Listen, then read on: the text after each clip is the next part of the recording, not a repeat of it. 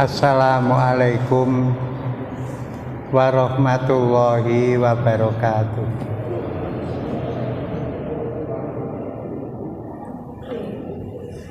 Alhamdulillahirabbil alamin. Wa bihi nasta'inu ala umurid dunya waddin.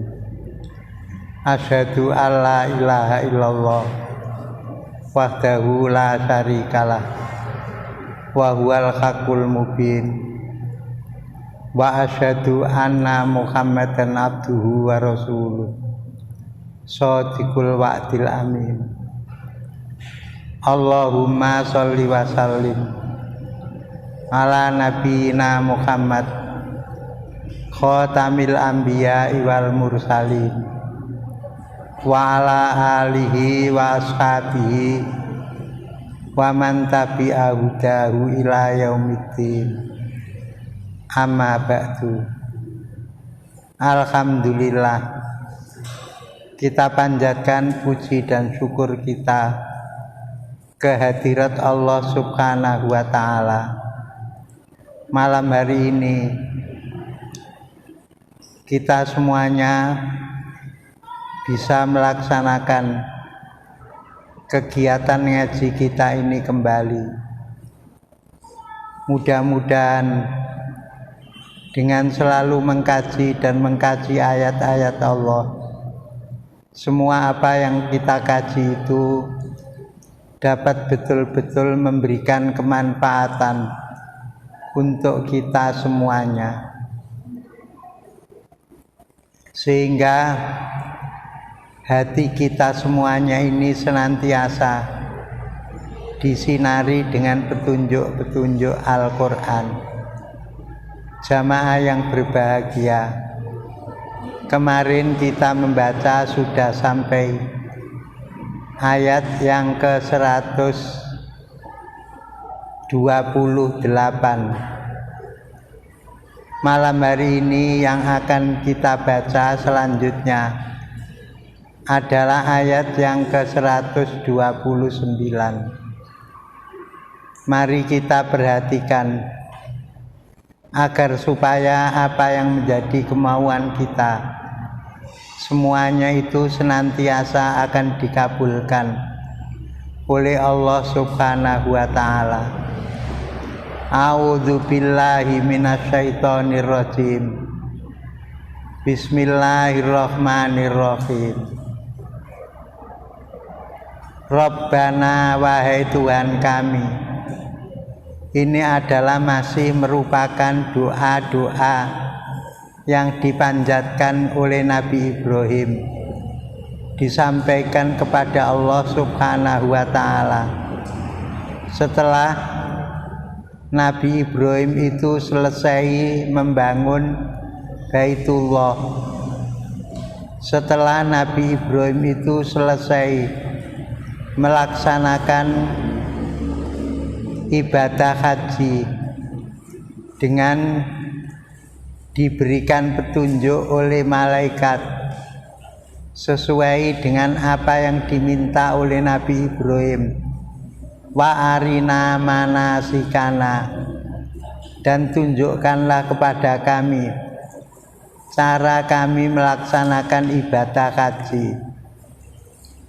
Doa itu semuanya sudah dipanjatkan oleh Nabi Ibrahim, termasuk doa yang berisi agar supaya orang-orang yang ada di seputar Baitullah itu semuanya diberikan oleh Allah kesejahteraan, diberikan kepada mereka semuanya itu rezeki. Sehingga apabila kita perhatikan berkat doa yang dipanjatkan oleh Nabi Ibrahim sampai sekarang. Meskipun Mekah itu daerahnya adalah daerah yang tandus, daerah yang di situ tidak bisa tumbuh apa-apa, tetapi melimpah-limpah hasil dari yang timbul dari apa yang tumbuh di tanah-tanah lain. Semuanya itu menunjukkan begitu Allah mengijabahi doanya Nabi Ibrahim. Sekarang Nabi Ibrahim minta lagi kepada Allah, Rabbana, wahai Tuhan kami, wab'ats, dan bangkitkanlah, fihim, di kalangan mereka itu, rasulam minhum, seorang utusan daripada mereka.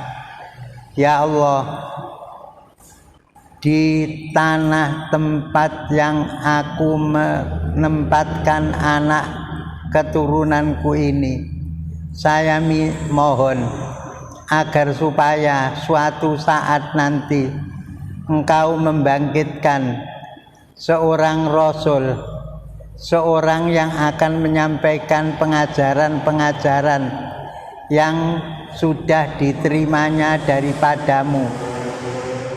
Rasulam minhum, rasul dari kalangan mereka. Makanya jamaah yang berbahagia, kalau kita perhatikan ayat-ayat yang ada di dalam Al-Quran, rasul yang diutus oleh Allah itu juga adalah manusia, sama kemanusiaannya seperti kita. Innama ana basarum mithlukum, sesungguhnya saya ini adalah manusia seperti kamu, sama saja. Yuha ilayya, diberikan wahyu kepadaku. Cuma bedanya, meskipun sama-sama manusia, saya ini diberi wahyu oleh Tuhan. Dengan wahyu yang sudah diberikan oleh Allah kepada Rasul tersebut, dimintakan oleh Nabi Ibrahim, yatlu alaihim, yang akan membacakan atas mereka itu, ayatika, ayat-ayatmu. Ayat-ayat di sini adalah merupakan ayat-ayat yang ada secara umum, baik itu ayat kauniyah, baik itu ayat Qur'aniyah. Sebab ayat itu ada dua. Ayat yang terdapat Al-Quran disebut ayat Qur'aniyah. Ayat yang ada di luar Al-Quran disebut ayat kauniyah. Dengan ayat-ayat yang sudah disampaikan oleh Allah kepada Nabi tersebut, semuanya itu nantinya akan dibacakan, akan disampaikan kepada mereka. Wa yu'allimuhumul kitaba, dan mengajarkan kepada mereka itu kitab.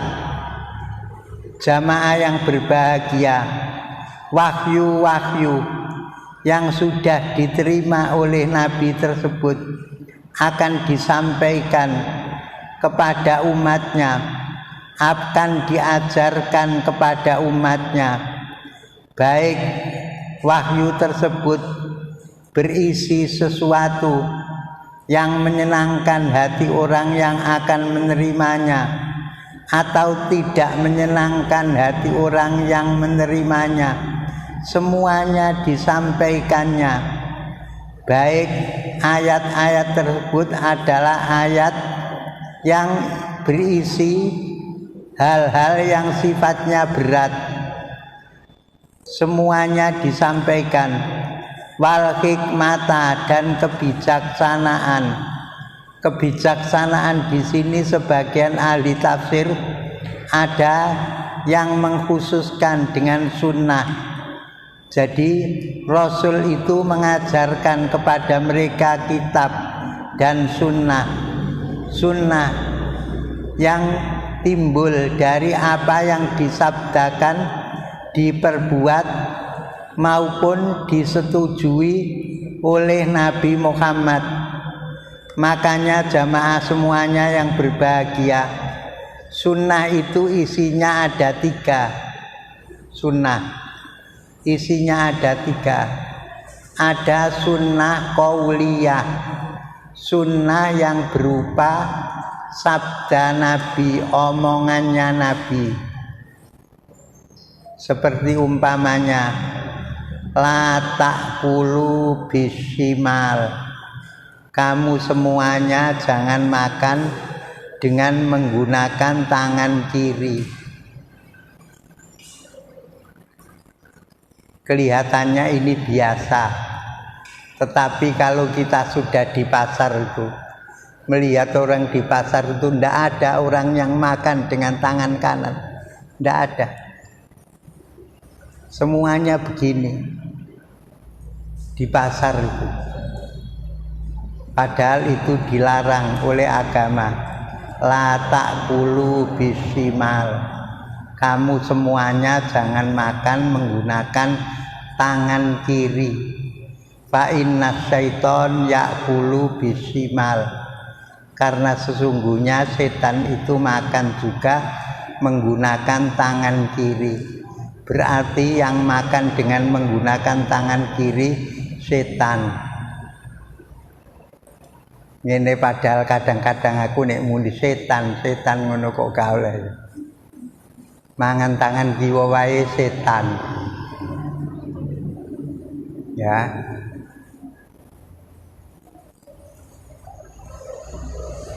Kita lupa mengingat sesuatu, tidak ingat itu juga yang menghalang-halangi kalau kita menurut Al-Qur'an adalah setan. Wa ma ansanihu illa syaiton an adzkurahu, di Al-Qur'an surat Kahfi itu. Dan saya tidak bisa mengingat dan tidak ada yang melupakan saya untuk mengingatnya kecuali setan. Makanya setan itu minal jinnati wan nas, dari golongan jin dan manusia. Ini sabda Nabi, sunnah qauliyah.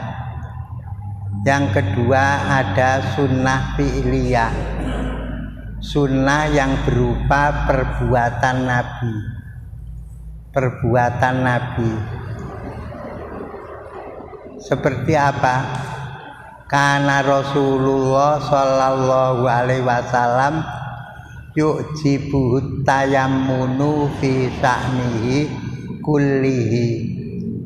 Adalah Rasulullah itu gemar di dalam urusan-urusan yang baik, memakai yang kanan di dalam segala urusan.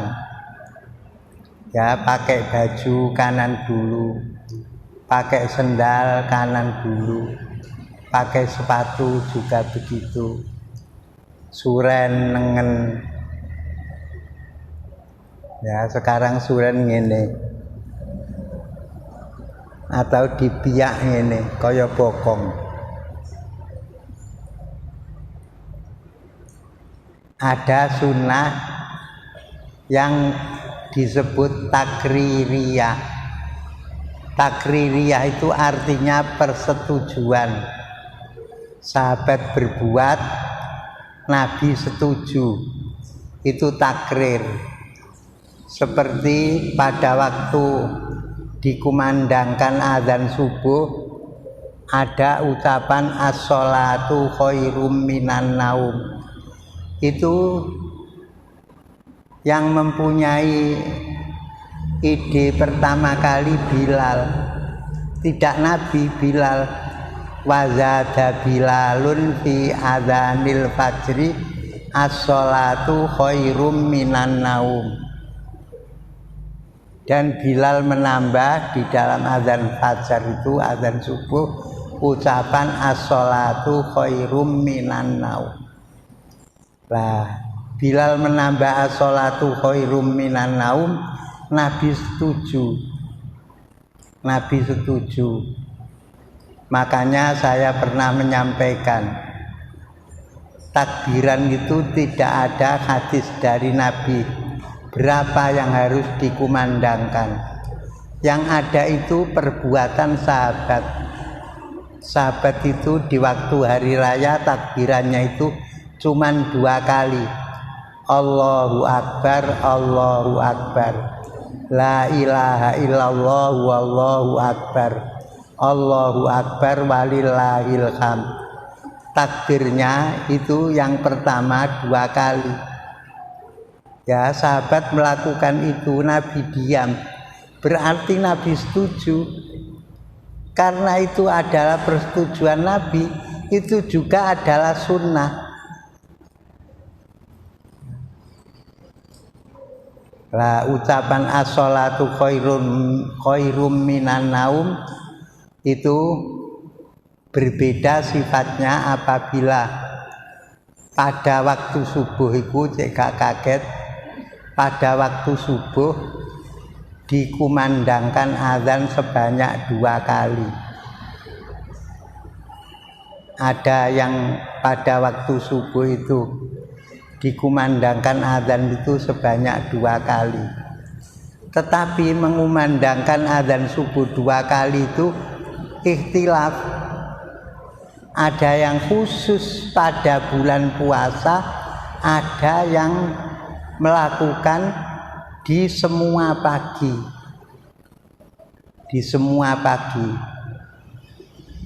Kalau di Bangil itu cuman pada waktu bulan puasa. Tetapi di sini itu semua pagi. Nah, kalau azannya dikumandangkan 2 kali untuk azan subuh, azan yang pertama itu yang memakai as-sholatu khairum minan naum. Lantas azan yang kedua as-sholatu khairum minan naum itu tidak ada.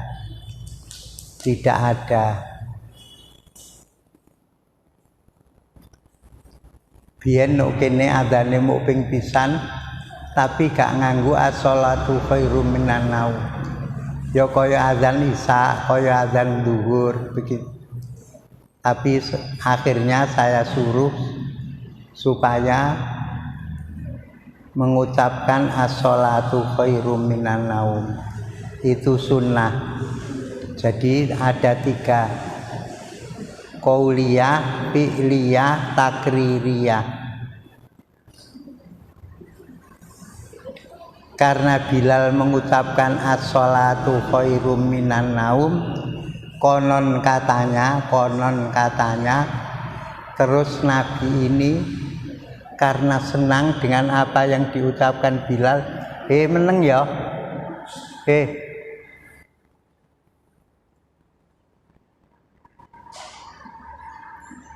Nabi menjawab, sodakta wa barorta wa ana ala dzalika minas syahidin. Sekarang bagaimana kalau dikumandangkan as-sholatu khairum minan naum? Jawabnya ya as-sholatu khairum minan naum.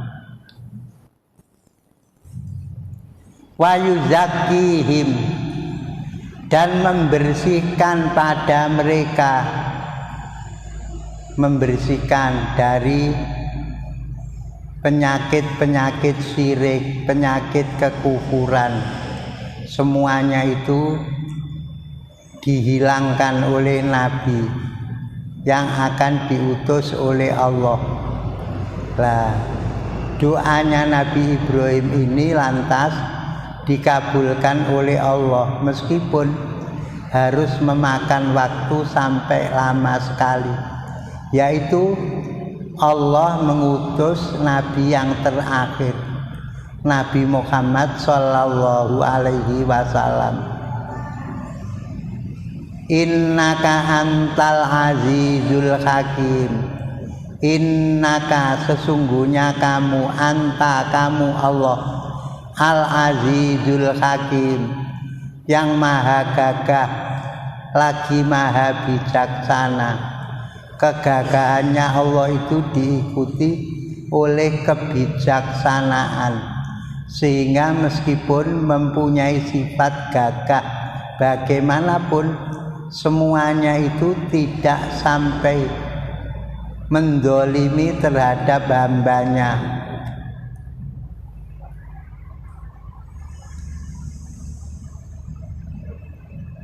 Wa mayyar ghabu amillati Ibrahima, dan siapakah yang membenci terhadap agamanya Nabi Ibrahim. Jamaah yang berbahagia, rohiba yarghabu, di dalam pemakaian kalimat bahasa Arab itu digandengkan dengan an atau fi. Rohiba an, rohiba fi, tetapi artinya berbeda. Apabila rohiba an itu artinya adalah benci, kalau rohiba fi artinya adalah suka, senang. Makanya kita sering mendengarkan hadis diucapkan oleh orang, waman rohibaan sunnati falaisa minni, barang siapa yang membenci sunnahku, karena itu rohibaan, barang siapa yang membenci sunnahku maka dia bukan termasuk golonganku.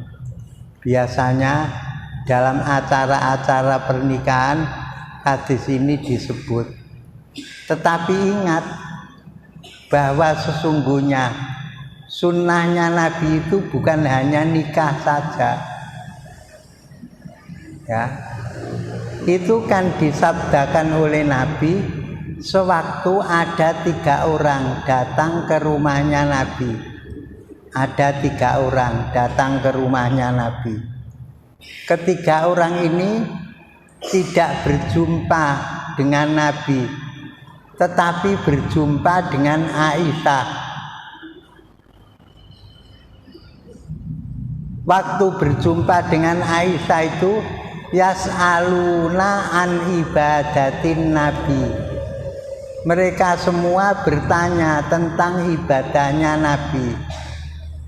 Falamma ukhbiru taqalluha, maka ketika mereka diberitahu bagaimana ibadahnya Nabi, mereka menganggap seolah-olah ibadah mereka itu cuma sedikit.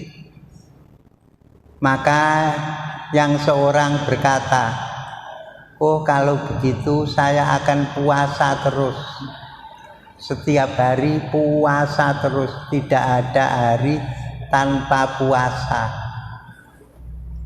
Yang seorang bilang, oh kalau begitu saya akan sholat malam terus, nek bengi sholat terus, sudah tidak usah tidur. Yang seorang bilang, oh kalau begitu saya tidak akan nikah kepada perempuan, mengganggu. Kadang ate nang masjid digandoli, saya tidak akan menikah. Di waktu menyampaikan hal itu, Nabi keluar, antumul ladzina qultum kadza wa kadza, kamu yang berkata begini. Jangan, saya ini orang yang paling bertakwa kepada Allah, paling takut kepada Allah. Amma inni wallahi la akhsyakum lillahi wa atqakum lahu. Adapun sesungguhnya saya ini demi Allah paling takut kepada Allah, paling bertakwa kepada Allah. Tetapi saya ya puasa, ya tidak puasa, ada hari puasa, ada hari tidak puasa. Saya sholat malam, saya juga tidur, saya juga nikah kepada perempuan. Jangan kok menyatakan tidak nikah kepada perempuan. Nah, sesudah Nabi menyampaikan seperti itu, Nabi terus menyampaikan, faman rohiba an sunnati falaisa minni. Maka barang siapa yang membenci sunnahku, dia bukan termasuk golonganku. Jadi sunnah nabiku ya poso, ya gak poso, ya sholat, ya gak sholat, ya nikah nang wong wedok, itu sunnah nabi. Jadi tidak hanya khusus nikah saja sunnahnya nabi itu. Nah, sekarang terhadap Nabi Ibrahim. Nabi Ibrahim itu dulu sudah saya sampaikan apa gelarannya. Abul Anbiya, Khalilullah, Khalilur Rahman. Nabi Ibrahim itu gelarannya Abul Anbiya, bapaknya para nabi. Nabi-nabi itu yang diajarkan adalah tauhid, sebagaimana difirmankan oleh Allah di dalam Al-Quran surat Al-Anbiya. Yang diajarkan itu tauhid. Nabi Ibrahim itu yang memelopori tauhid itu. Kadang-kadang Nabi Ibrahim itu lantas apa yang sudah dilakukan itu dipersempit, seolah-olah itu hanya merupakan hal yang tertuju kepada satu golongan.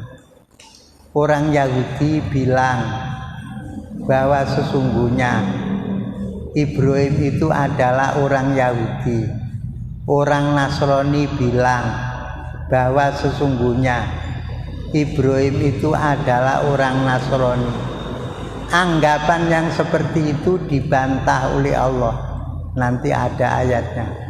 Maka na Ibrahimu Yahudiyan wala Nasroniyan.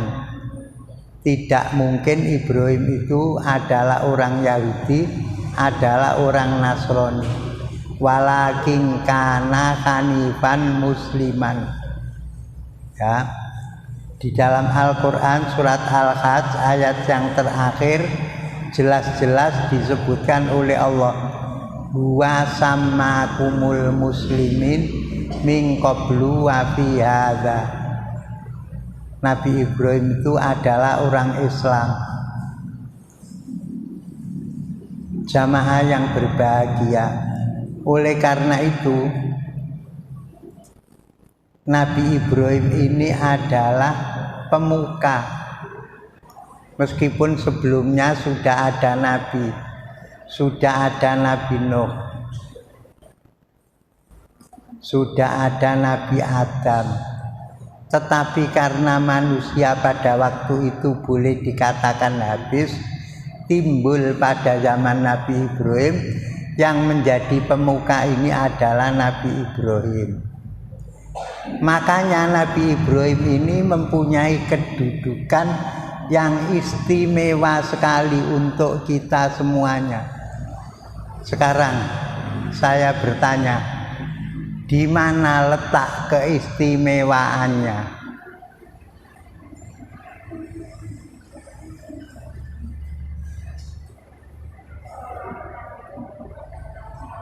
Letak keistimewaannya itu di mana?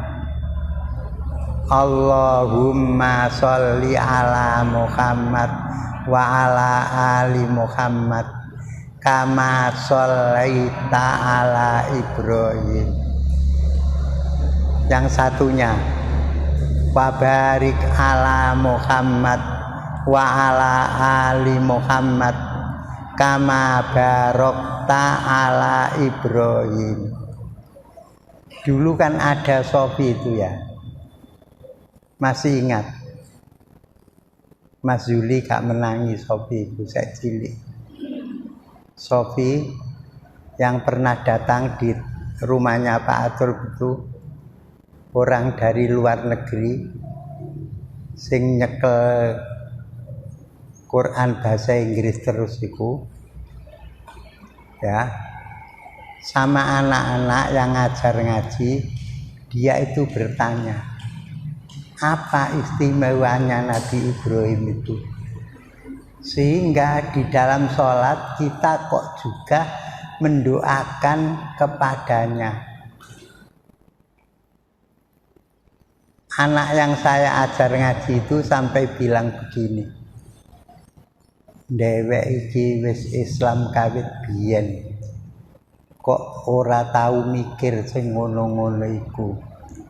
Iku padahal Islame iku lagek wis ngono. Anak-anak itu jawab, oh mungkin begini. Enggak, saya enggak mau mungkin enggak. Saya mau keterangan yang tegas.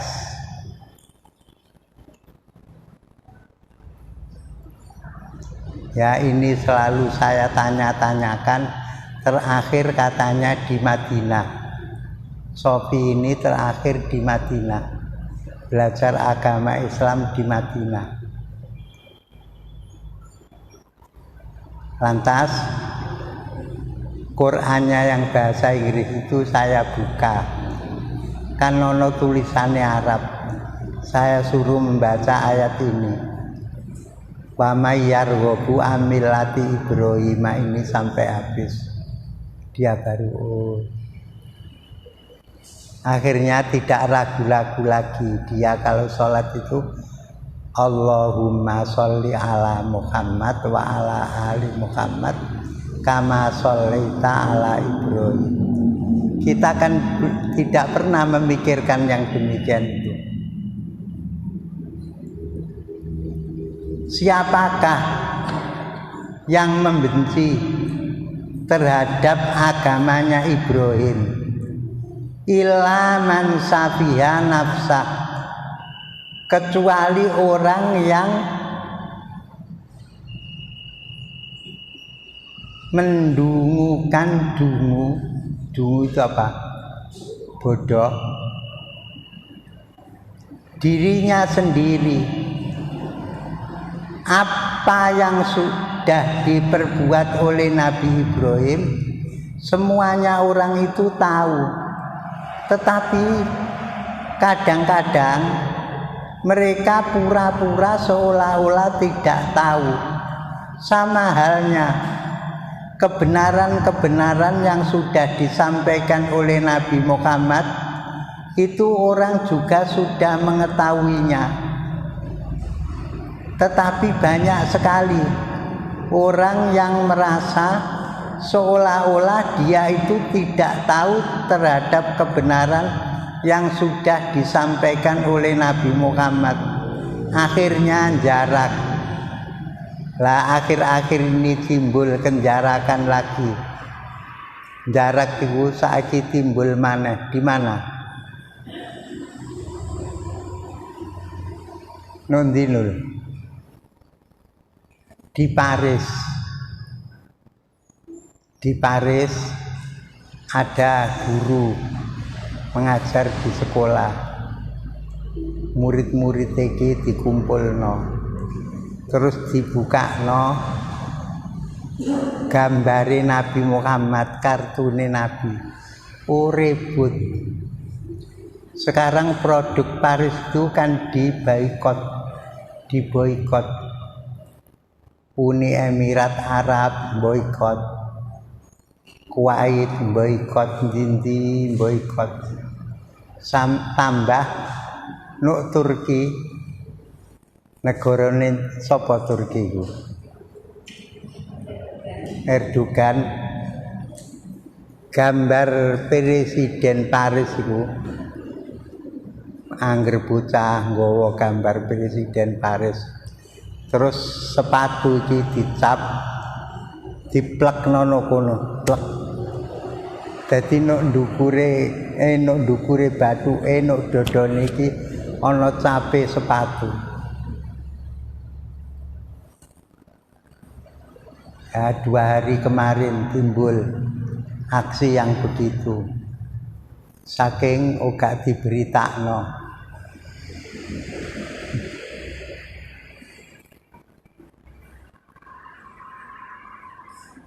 Nek Jokowi andum sertifikat, ono beritane. Nek demo, beritane gak ono wong demo kok. Padahal sampai hari kemarin itu di Bandung masih demo terus.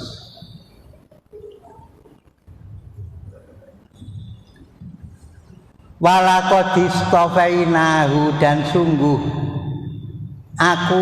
kami Allah telah memilihnya di dunia ini.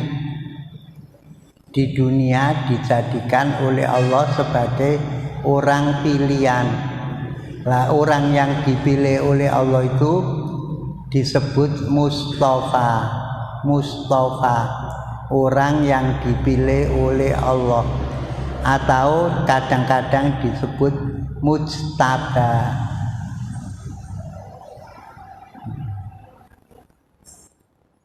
Ngaji subuh saya sampaikan tentang syajaahnya Nabi Ibrahim, keberanian yang dimiliki oleh Nabi Ibrahim di waktu Nabi Ibrahim ini berhadapan dengan seorang raja yang dolim, tapi berani. Kita saja itu kadang masih pikir-pikir ya, itu kalau kita perhatikan betul, kita itu jangankan berhadapan dengan raja, mbek camat ngono ae wis masyaallah. Sudah lain. Tanggal 17 kemarin, tanggal 17 saya itu reuni Al-Mahadul Islami, Pondok Al-Islami Tuban itu di Tanjung Kodok. Ya. Karo dadak tutuk kono mbek panitia iku dikongkon ngaji. Pak Udan jenengan mangke ingkang ngaos. Apa wong aku rene kak? Tujuanku ngaji kok. Tujuanku nekani reuni. Pun tak pokoke jenengan. Ya, tetapi ngajinya itu ditaruh di depan. Kebiasaannya Muhammadiyah. Makanya disebut pengajian iftitah. Dadakno nek reuni ku ditekani yes.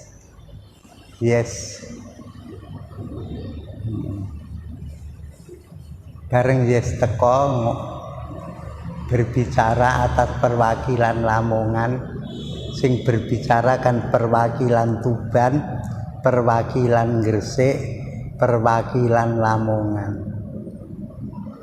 Mari bicara iku aku ngomong mbek bocah. Slamete aku ngaji mau kok yes durung teko. Munggo yes wis teko ngono aku ngomong apa. Nek gak ngomong nyerempet-nyerempet mbek yes kon sawangane. Ya, berarti masih dijaga oleh Allah. Alhamdulillah. Kok aku wis bar ngaji, kok mari sambutan Tuban.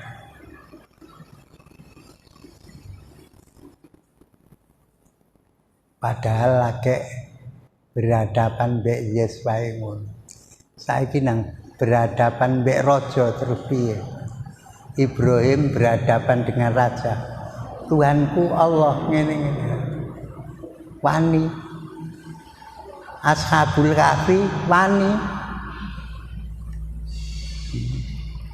Kita barangkali pikir-pikir.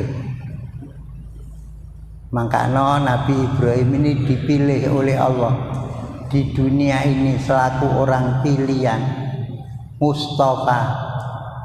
Wa innahu fil akhirati, dan sesungguhnya dia Nabi Ibrahim itu di akhirat besok laminas sholihin, sungguh termasuk daripada orang-orang yang soleh, jamaah yang berbahagia. Ini ayat-ayat yang sudah bisa kita pelajari. Dengan mempelajari ayat-ayat ini, sekali lagi mudah-mudahan kita semuanya dapat mengambil inti sari yang terdapat di dalam ayat tersebut, sehingga segala apa yang kita lakukan berupa aktivitas apapun, semuanya itu senantiasa akan dapat kita dasari dengan ketentuan Allah. Subhanakallahumma wa bihamdika asyhadu alla ilaha illa anta astaghfiruka wa atubu ilaik. Alhamdulillahi rabbil alamin. Wassalamu alaikum warahmatullahi wabarakatuh.